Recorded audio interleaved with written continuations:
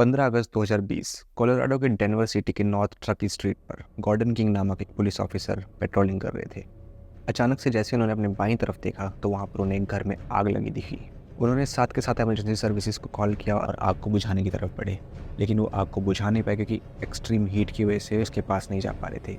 जैसे ही उन्होंने खिड़की के अंदर झांक कर देखा तो एक आदमी, 2 लेडीज़ और 2 छोटे बच्चे आग में जल रहे थे। जब तक इमरजेंसी सर्विसेज आई तब तक आग बेकाबू हो चुकी थी और सब लोग झुलस कर मर चुके थे। Welcome to our second video. You are watching Tentative, and this is the brutal story of Denver fire incident. And the deadly fire that killed 5 family members. 5 members of one family died last year when their house was set on fire.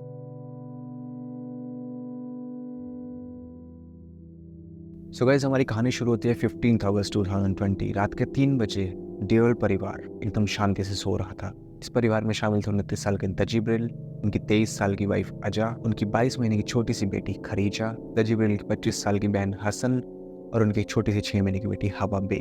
जिस समय आग लगने का incident हुआ उस समय पर 3 और लोग उस बिल्डिंग में शामिल थे जिन्होंने सेकंड फ्लोर से कूदकर अपनी जान बचाई। उनको भी कुछ माइनर और मेजर बर्निंग इंजरीज हुई, लेकिन वो बच निकले।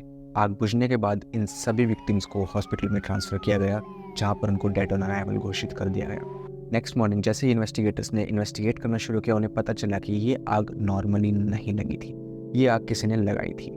उन्हें आग लगने और जलने के पैटर्न से पता चला कि ये आग कोई इंटरनल नहीं थी, ये एक्सटर्नल बाहर से किसी चीज़ की वजह से लगाई गई थी। एक पड़ोसी के सीसीटीवी में एक फुटेज सामने आई जिसमें 2 लोग मास्क पहनकर घर की तरफ जाते दिखे रात के 2:30 बजे। 3 बजे गॉर्डन किंग ने आग को स्पॉट किया था और पुलिस को ये तो कंफर्म हो गया था कि ये एक मर्डर का केस है, ये किसी ने इंटेंशनली किया है उस परिवार की जान लेने के लिए। लेकिन ऐसा कर कौन सकता है?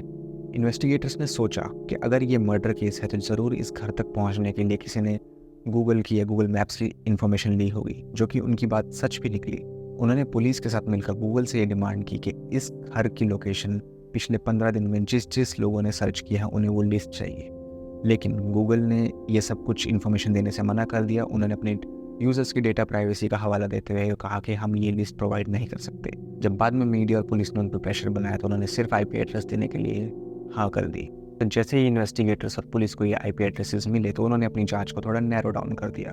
उनके पास अब उन लोगों के इन्फॉर्मेशन थी, उन लोगों का आईपी एड्रेस था जिन्होंने लास्ट 15 डेज में इस घर को गूगल पर सर्च किया था। इन्वेस्टिगेटर्स और पुलिस ने मिलकर एक आईपी एड्रेस को ट्रैक किया और ये कंक्लूजन निकाला, जिन लोगों ने उनके घर को पिछले 15 दिन में सर्च किया था उनमें से 2 ड्यूअल फैमिली के ही फ्रेंड्स थे, लेकिन 2 लोग जो कि अननोन थे, जिनका ड्यूअल फैमिली से कोई दूर दूर तक रिलेशन नहीं था। तो जैसे ये खबर पुलिस के हाथ लगी, उन्होंने जल्दी से उस आईपी एड्रेस को ट्रैक करके और उन 2 लोगों की इन्फॉर्मेशन निकाल ली। इन 2 लोगों में शामिल थे 16 साल का लड़का केविन हुई और 14 साल का लड़का डिलन साइबर्ट। जब इनसे शुरुआत में पूछताछ की गई तो उन्होंने साफ मना कर दिया कि हमने ऐसा कोई घर सर्च नहीं किया है। लेकिन जैसे ही पुलिस का प्रेशर और बाकी सारे एविडेंस सामने आने लगे तो धीरे धीरे इनकी सच्चाई खुलने लगी। बाद में पता चला कि जो 2 लोग मास्क में उस सीसीटीवी फुटेज में दिखे थे वो 2 लोग डिलन साइबर्ट और केविन हुई ही थे, बिकॉज इनका शक्ल, इनका हुलिया, इनका कद काठी उस पूरी इमेज से मैच कर रहा था। लेकिन इंटरेस्टिंग बात यह है कि इनके साथ एक और इंसान था जो था 16 साल का केविन सीमोर, जो इन्हीं का एक दोस्त, पर इन तीनों ने मिलकर इस घर को आग लगाई थी। जब पुलिस ने अपनी इन्वेस्टिगेशन को टाइट किया और इन तीनों को कस्टडी में लेकर इनसे क्वेश्चन किए तब इन्होंने बताया इस इंसिडेंट के लिए यानी कि 15 अगस्त 2020 से कुछ दिन पहले केविन हुई का आईफोन चोरी हुआ था। केविन हुई ने अपने फ्रेंड डिलन के फ़ोन में फाइंड माई आईफोन ऐप को डाउनलोड किया और वहाँ से उसे पता चला कि उसका आईफोन इस पते पर है। बिना उस ऐप की एक्यूरेसी को वेरीफाई करे केविन ने बदला लेने की सोची। उसने तुरंत उस एड्रेस को गूगल पर ट्रैक डाउन किया, वहाँ पर कुछ दिन रेकी की।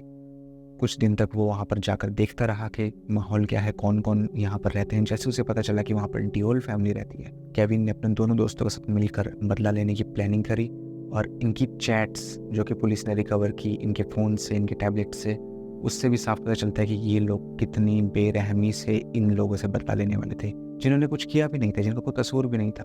बाद में जब इस इन्फॉर्मेशन को दोबारा रीवेरीफाई किया गया तो पता चला कि एक्चुअली में वो आईफोन 5300 ब्लॉक में था ही नहीं।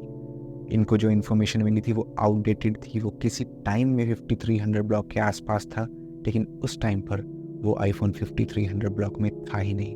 15 अगस्त 2020 रात के 2:30 बजे केविन और डिलन ये दोनों मिलकर कैरोसिन का कैन हाथ में लेकर जाते हैं और पूरे घर को आग लगा देते हैं।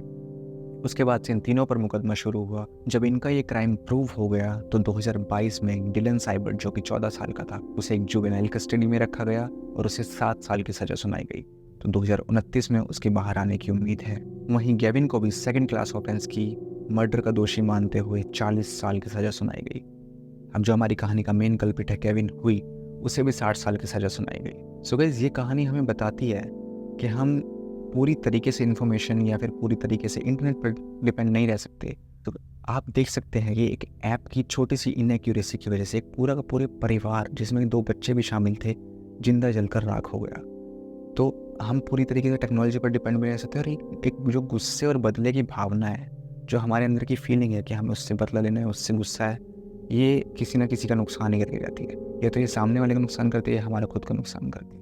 सो गाइस, अपने गुस्से को भी कंट्रोल में करके रखिए और अपने दिमाग की जो 6, 7, 8 सेंसर को थोड़ा खोल कर रखिए। हेट रियल लाइफ में भी हो सकता है, हेट सोशल मीडिया पर भी हो सकता है। सोशल मीडिया पर हेट फैलाने के अलग नुकसान है, उससे भी किसी ना किसी की जान जा सकती है।